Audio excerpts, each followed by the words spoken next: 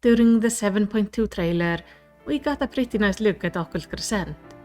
And there was one thing right from the start that grabbed some people's interest. These were the three very distinct architecture styles deliberately focused on at the very start of the trailer. Each one relates to one of the old magical cities, Mach, Amdapor, and Nim. These cities were the main players in the War of Magi, the conflict leading up to the 6th Umbral Calamity. But why are they here? Well, we will figure that out when we journey into Occult Crescent, but before then, we should refresh ourselves on the history of these magical cities so we can better understand their story, culture, and eventual downfall. If you like Final Fantasy XIV lore, gameplay, and news videos, then remember to like and subscribe for more content like this, and feel free to tell me about any lore questions or video ideas you have in the comments or on the Discord server. But now, let's start our tale. Our story takes place during the Fifth Astral Era, also known as the Age of Enlightenment, a time of major magical discoveries that will lay the foundation for three of our modern casting classes, the Black Mage, the Scholar, and the White Mage.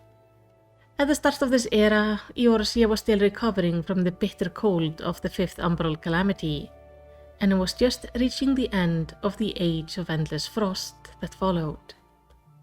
This had been a time of migration and great hardship, with failing crops, bitter cold, and bleak prospect for the future.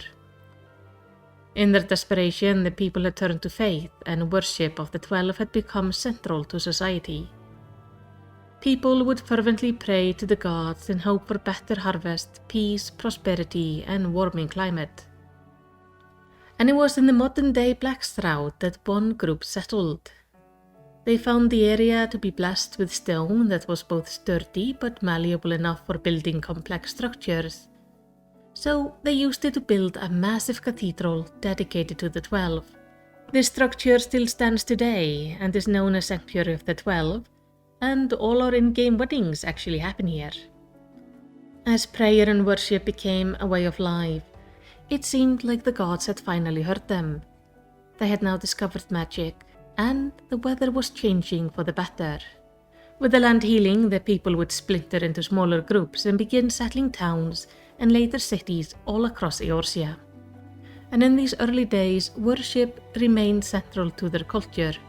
Each place would often pick a patron deity from the 12, viewing it as their protector and giver of power. But with distance and time, these new nations would grow apart. Each approached their faith and the arcane arts in their own way, and soon they began to view any other way as inferior, seeing themselves as the superior nation. What followed was an era of conflict. Multiple smaller city-states would rise and fall, with territories conquered and borders being redrawn time and time again. And while over the height of the war there were 12 city-states, there are only 3 which define this era. These were Mach in the western basin of FFXIV, Amdapor in the central Aldernate, and Nym on the western coast of Wilbrand. These 3 cities would eventually plunge the realm into the greatest war it had ever seen, and eventually lead it into a calamity. But before we talk about the war, let's talk about the cities themselves. While nothing but the ruins remain today, these once used to be grand cities. And luckily we still have the historical accounts to know what happened. The dark city of Mach is currently located in an uninhabitable saltwater swamp. But it was not always as a place. At the time of the city's founding, this was a fertile landscape, laying the foundation for a strong city-state. Though at the beginning, of course, it was anything but. In this time of many nations coming and going, in the ongoing war for dominance in the region, it was vital for them to find their own power. And they did through the discovery of black magic. Around the year 800 of the era, a young Lalafell sorceress was born named Shatoto. She had a notable dislike for hats and a great enthusiasm for destructive magic. Through her study and experiments, she would discover a new form of destruction magic, allowing her to cast devastating fire and ice spells. After her discovery, the city mages and scholars would dedicate their study in mastering this art, and soon black mages would make up a sizable force within the Mach's army, leading Mach to become a fierce military power.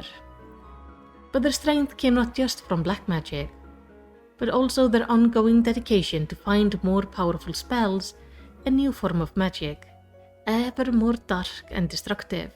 And it was during the later part of the era that they discovered yet another branch of magic. This was void magic. This particular spellcraft was in essence the summoning and domination of void sand. Like the Elegant Empire before them, they would purposefully rip holes into the veil between our world and the void to let the void sand come through. But different from the Elegants, the mages of Mach knew a deal alone was not enough protection to make sure the void sand would do what they were supposed to be doing.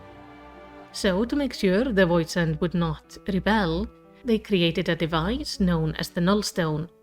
As a pact would be made with the void sand, their vessel on our side would also be linked to the stone, allowing the mage to use the Nullstone to sever the ties between the void sand and our realm and banish it back to the void if it at any point stopped following orders. And so the Mach civilization and warfare became heavily built around the use of void sand and black magic, making the city immensely powerful, arrogant, and eventually leading them to war. The ancient city of Amdapor is our next destination. Do you remember that cathedral in the South Stroud? Well, some people didn't leave. The area was good for crop and hunting, with plentiful stone to build safe and sturdy structures. So some people stayed, and they founded the city of Amdapor. Living within the Stroud, the residents did attempt to make contact and build friendship with the elementals of the forest, requesting permission to partake from the forest bounty. And the elementals simply said no.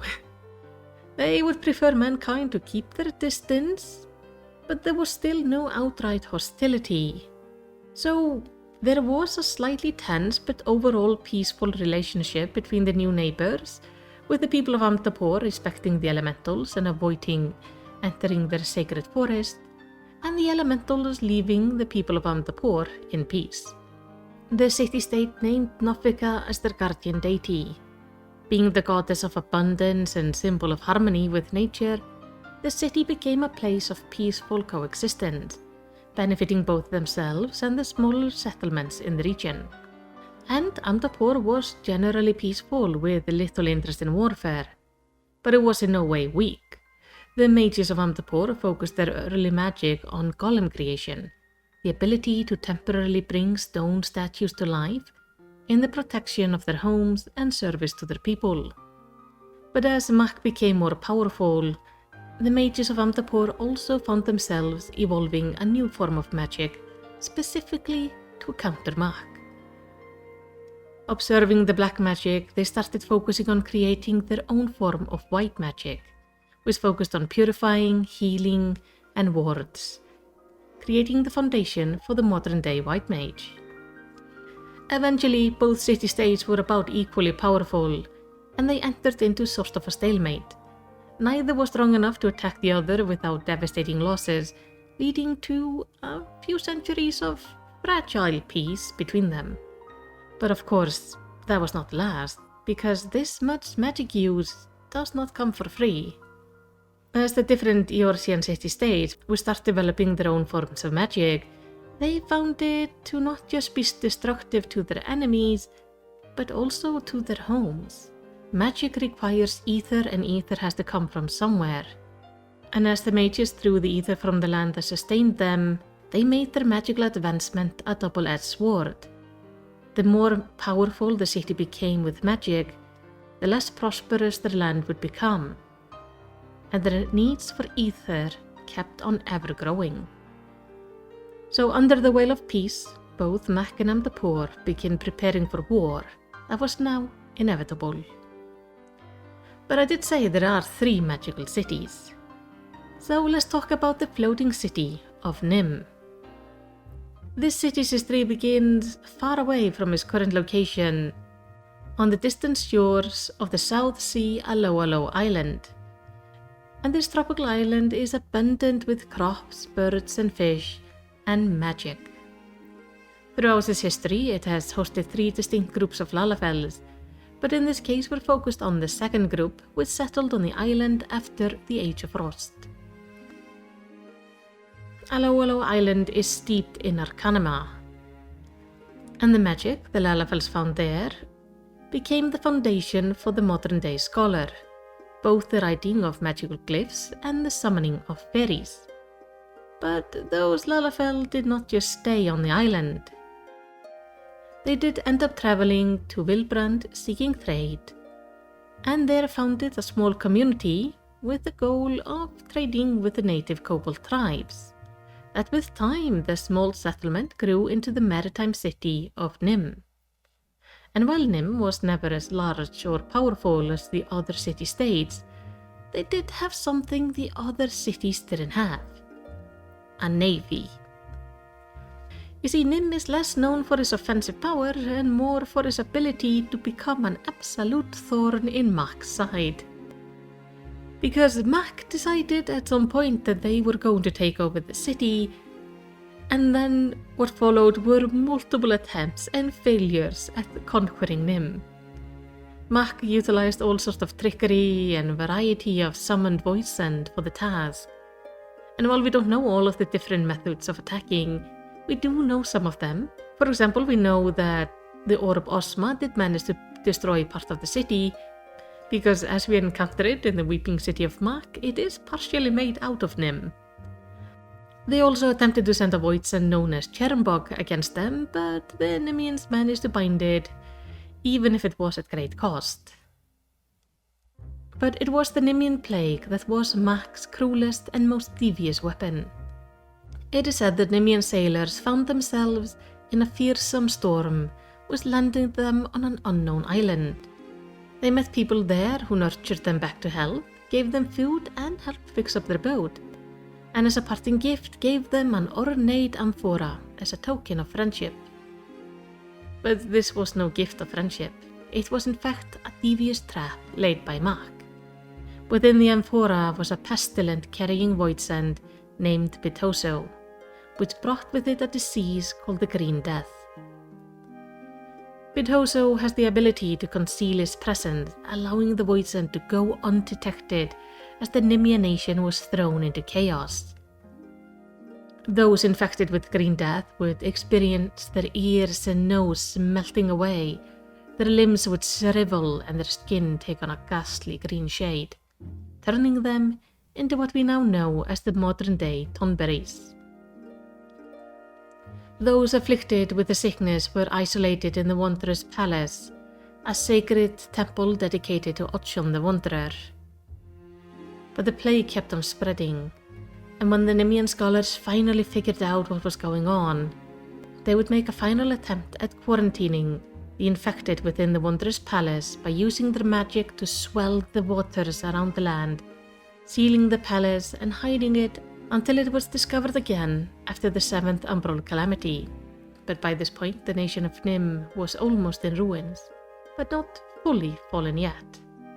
But it did not really matter, as the War of Magi had truly begun. Across the continent, Mach and Amdapor's conflict was reaching their climax. With the Battle of Amdapor, Mach marched upon the city with their armies of void send and managed to take down Amdapor Keep, the city's first line of defense. The mages of Mach summoned a high-ranking void send named Diabolos, with the intent of him laying the city to waste.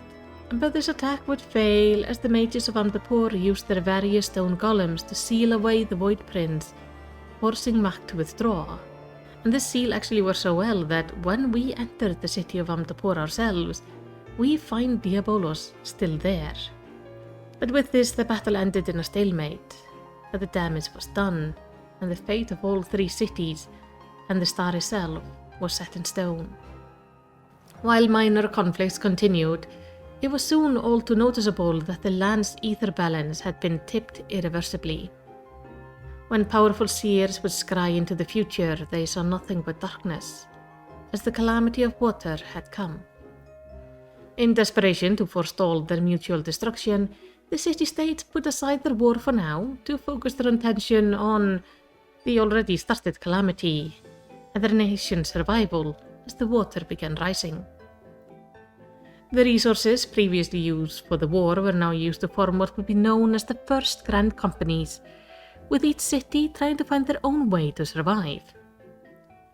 The small but still living force of Nym took to the sea to build a net of floating wards to protect the remains of their city and the surrounding area. And some of their people would set sail, returning back to Aloalo Island, becoming the third group of Lalafels living there, and some would later return once more to trade, now in the city of Lim-Solominsa. The Grand Company of Amdapor began evacuating their people, taking them north up to the mountains of the Appalachia Spine, a migration that would one day lead to the foundation of the city-state of Alamico, while others would return back to the Shroud, founding the underground city of Gilmora, that long time later would have their descendants found the modern-day Gridania. And then there was Mach, who never can do anything simply. Some of their people would remain, managing to survive the flood and later found the city of Belladia, and then their descendants, even later, found the cities of Sildee and ul'dah. But Mach's evacuation idea was far more interesting than just taking their people up to the mountains. They would take them up to the skies. They sat on building a massive airship, fueled by the dark energy of legions of captured voidsand, which were sealed within his hull. The Ark was to become a floating sanctuary, a city in the skies, carrying the people, the livestock, the seeds, supplies, and all that was needed to let the city survive the upcoming flood and rebuild after it. Unfortunately, the null stone was lost in the rising water, meaning only a powerful mage could even attempt to control the Ark's core, which had to be an immensely powerful voidsand, and the one chosen was Gathak, the Shadow Queen. It was a black mage named Césaire, along with 50 others, which were chosen to control the Ark. Césaire was a stout opponent of both the War of Magi and the Ark plan, but with no other real options, she went along with it. She and her 50 others entered the Ark and for a little while remained in control. The Ark took to the skies and it looked like the nation of Mach would survive. But in the end, the Ark would not become their salvation, but a tomb to the remaining citizens. Eventually, Césaire and the other were overwhelmed by the Shadow Queen's power, and voidsand under her command began escaping and slaughtering all within the ship. To contain the outbreak, Césaire and her 50 others ended up sacrificing themselves in a final attempt to strengthen the seal around the Shadow Queen's coffin and return all the other voidsand to the rightful place. The Ark would remain in the air, with not a single living soul within it, outside of a singular familiar to watch over what we would later learn of as the Void Ark in the Heavensward alliance raid. Down below, the calamity of water would eventually pass, but by then the 3 magical cities would be long lost, leaving nothing behind but ruins, some foes, and an important warning of what can happen if magic is overused like this again. The War of Magi lasted for a few hundred years, and while we know of some notable battles, there is still plenty of mystery yet to be uncovered. And the fact that we can see architecture from all 3 cities on Occult Crescent gives us a good hint that something important happened there. But was it a battleground or a place of surprising cooperation? But tell me, what do you think we will find? And what do you think about the history of these magical cities? Let's talk about it in the comments. And while you're there, maybe throw me a commendation by liking and subscribing. But in the end, all I want to say is takk fyrir að horfa og eigðu yndislegan dag.